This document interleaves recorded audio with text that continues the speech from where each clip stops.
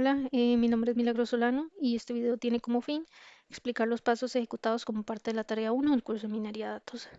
En esta tarea vamos a conocer más sobre la herramienta de Microsoft SQL Server Integration Services que se usa para la construcción de soluciones de integración y transformación de datos a nivel empresarial. Vamos a ejecutar el tutorial que se encuentra en la página de Microsoft de la lección 1 a la 4.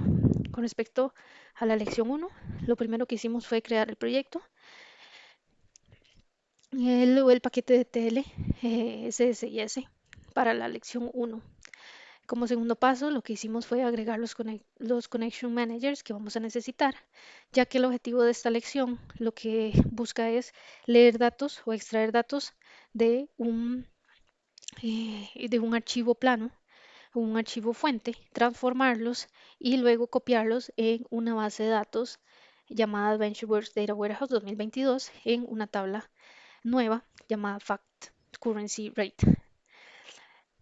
Ya que necesitamos primero extraer los datos, necesitamos crear un Connection Manager hacia el archivo plano. En este caso solo vamos a utilizar este tipo de archivos, por lo que solo creamos este Connection Manager. Si tuviéramos otro formato de archivos, necesitamos un Connection Manager adicional. En el Connection Manager, en la configuración del Connection Manager, eh, parte de lo que se busca es eh, seleccionar el archivo que es el archivo fuente que tiene los datos y además aquí en esta sección se pueden realizar algunas pequeñas transformaciones de datos ya que necesitamos que el tipo de dato del archivo fuente coincida con el tipo de datos de la tabla destino. Entonces aquí se realizaron algunas transformaciones en el currency ID y el currency date, ya que estos se van a usar como IDs para pasos siguientes. Una vez que tenemos el Connection Manager, vamos a crear un primer componente que se llama Flat File Source. Lo vamos a seleccionar y lo vamos a arrastrar. Este componente, lo que debemos asegurarnos es que utilice el Connection Manager correcto, que en este caso es el de archivo plano que acabamos de crear, y asegurarnos de que las columnas que estén seleccionadas sean las correctas. Con esto vamos a extraer los datos del archivo fuente. Como segundo paso es crear dos componentes lookup, que estos componentes lo que permiten es unir o hacer un join de los datos que se encuentran en una columna del archivo fuente o del archivo plano con un dataset de referencia, que en este caso serían dos tablas dimensionales que se encuentran en la base de datos y que van a tener información detallada de monedas y de fechas. Entonces vamos a crear primero un lookup, lo seleccionamos y lo arrastramos, le damos doble clic y aquí es donde nos aseguramos de que nos conectemos a la base de datos, ya que vamos a extraer la información de ahí relacionada a monedas. Aquí tenemos el query de SQL donde vamos a extraer los datos. Y además, aquí en la sección de columnas tenemos que relacionar la columna de Currency ID con la columna Currency Alternate Key y seleccionar el Currency Key para poder hacer la unión de datos correcta. Ya una vez que tenemos esto, le damos OK y esto nos va a permitir unir la columna de Currency ID con la tabla de monedas que se encuentra en la base de datos, ya que estos van a ser llaves para obtener la información. Y hacemos lo mismo con la columna de currency date, pero en este caso vamos a utilizar una tabla, no un query de SQL, la tabla sería la dim date, igual de la base de datos de AdventureWorks, y vamos a relacionar la columna de currency date con la columna de full date alternate key y seleccionar el date key para obtener la llave. Luego le damos OK. Y por último, ya tenemos la extracción de los datos, unas pequeñas transformaciones o uniones con tablas que se encuentran en la base de datos y para extraer información adicional. Y el último paso sería crear el componente para copiar los datos en el destino o en la base de datos destino. Para esto seleccionamos el OLEDB Destination y lo vamos a arrastrar igual al área de trabajo. Todos estos elementos los conectamos por la flecha azul. Y en el destino, lo que debemos asegurarnos es que se esté seleccionada la base de datos correcta y vamos a crear una nueva tabla que se llama New Fact Currency Rate. Esta tabla es donde se van a copiar los datos. En el tab de Mappings, nos debemos asegurar de que los nombres de las columnas o que las columnas estén relacionadas correctamente y le damos OK. Esto ya sería el flujo de datos que vamos a ejecutar para el proceso o nuestro ETL. Adicional a esto, se ejecutó un proceso de formateo para asegurarnos de que estuvieran alineados los componentes y además se agregó una anotación que es esta de aquí arriba donde se explica un poquito más detalle de qué trata el ETL. Para comprobar que todo nuestro ETL esté funcionando correctamente, vamos a la sección de debugging o de debug y le damos Start Debugging. Aquí se va a ejecutar el ETL. Vemos que se procesaron 1097 líneas y que todo se ejecutó correctamente. Y como parte adicional, vamos a la base de datos en Microsoft SQL Server y vamos a ejecutar este query para comprobar que los datos se copiaron correctamente. Aquí podemos ver que se ejecutaron. Y adicional, vamos a revisar el número de líneas que si vemos desde 1097 que fueron las que nos indicaba el ETL que fueron copiadas. Esta sería la lección 1. Ok, la lección 2 del tutorial lo que nos ayuda a entender es la iteración de un flujo de datos en diferentes archivos. Esto ya que en la lección 1 se trabajó solamente con un archivo y la idea es trabajar con o que se permita trabajar en folders donde hay muchos archivos. Para esto tenemos iteraciones, dos tipos de iteraciones, el for each loop y el for loop container. En la lección vamos a trabajar con el for each loop, que lo que hace es generar un enumerador para iterar sobre cada uno de los archivos. Entonces, para esto, lo primero que hicimos fue copiar la lección 1 y crear la lección 2 con un nuevo ID. Eh, Después de esto, agregamos el for each loop container en el tab o en el panel de control flow. Para esto seleccionamos en la sección de container el elemento que se llama for each loop container y lo arrastramos al área de diseño. En este elemento le cambiamos el nombre inicialmente for each file name folder y la idea de esto es generar una variable que es la que va a iterar sobre cada uno de los archivos. Para esto, bueno, seleccionamos el folder donde se encuentran los archivos y generamos una expresión de cómo se llaman los archivos. Todos son del mismo tipo, muy importante, tienen de ser del mismo tipo y generamos la variable que se llama var file name. Esta es la variable que también se va a usar en el Connection Manager que ya habíamos creado en la lección 1.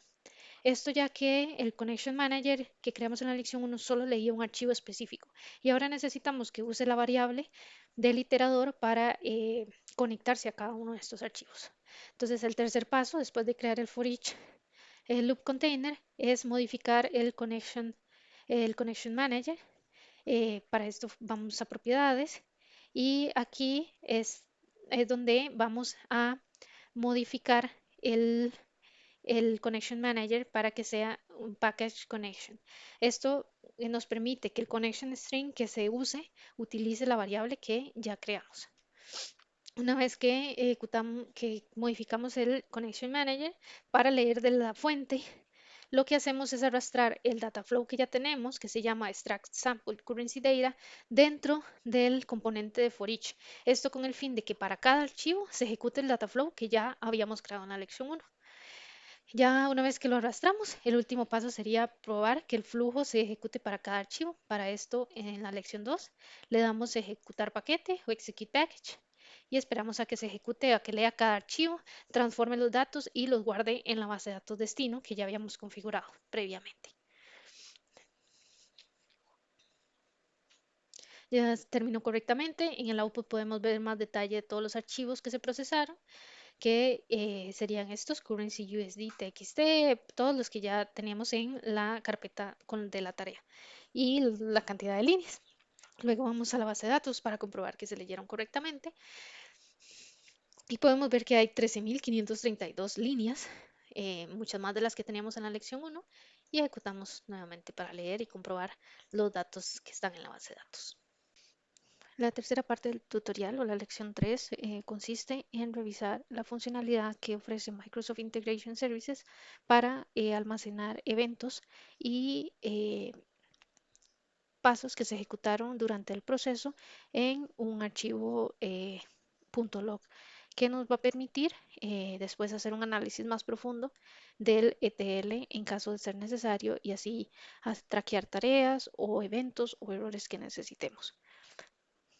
Lo que se realizó en esta lección fue agregar la funcionalidad de login en nuestro paquete que ya hemos venido desarrollando y con esto poder revisar los eventos que se ejecutaron. Para esto, en la parte de extensiones, muy importante, tenemos que tener seleccionado la pestaña Dataflow en extensiones.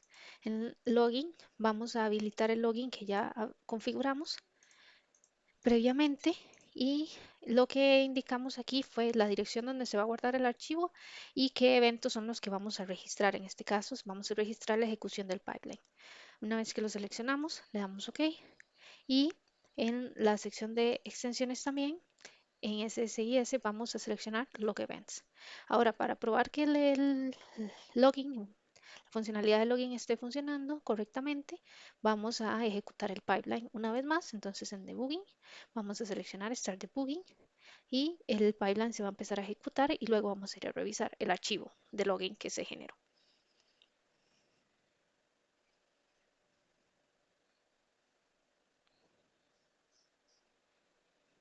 Ya podemos ver que terminó con correctamente y vamos a ir a la carpeta donde indicamos que se iba a guardar el archivo de login. Aquí está tutorial log, podemos darle doble clic y vamos a ver todo el registro de eventos que se generó al haber ejecutado este pipeline, que serían las tablas que se procesaron y los pasos que se ejecutaron.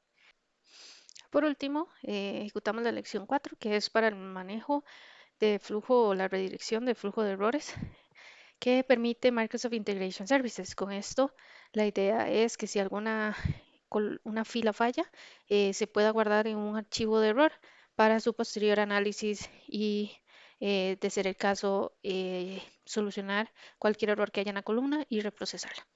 Para esto lo que hicimos fue agregar un script component, que sería este de acá, que se llama Get Error Description. Aquí agregamos 3 columnas que van a indicar más detalles sobre el error que tiene la línea.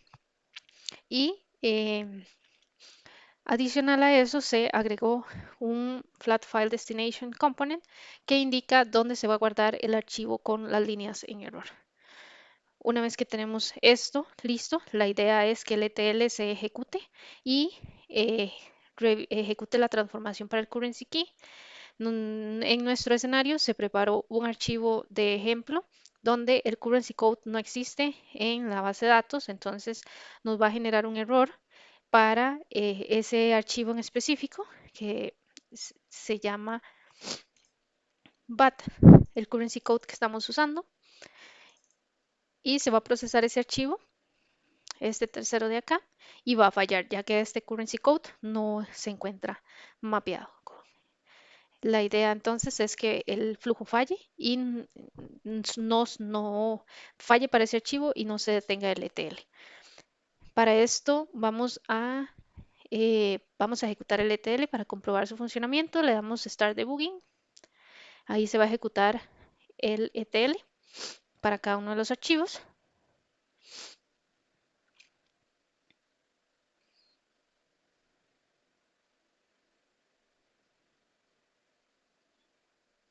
Listo.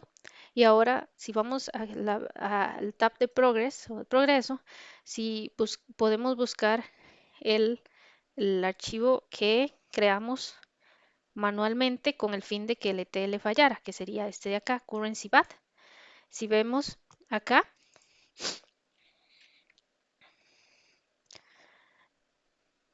se procesaron 1097 líneas y se guardaron en el archivo eh, de error output. Aquí es donde indica fail errors, 1097 líneas que se están guardando en este archivo que ya anteriormente configuramos para que guardara las líneas en error. Si vemos otro archivo que sí esté correcto, como el currency eh, BRL, vemos que se procesaron 1097 correctamente y en el archivo de error se procesaron 0 líneas. Ahora, para ver más detalle de este archivo de error, podemos ir a nuestra carpeta de trabajo y revisar este archivo error output. Aquí se van a ver las líneas que tienen error, ya que este código de moneda no existe. Y estas tres columnas del final son las columnas que configuramos con el error, el código de error, la columna y una descripción del error. Con esto concluimos la tarea número 1 y la lección 4.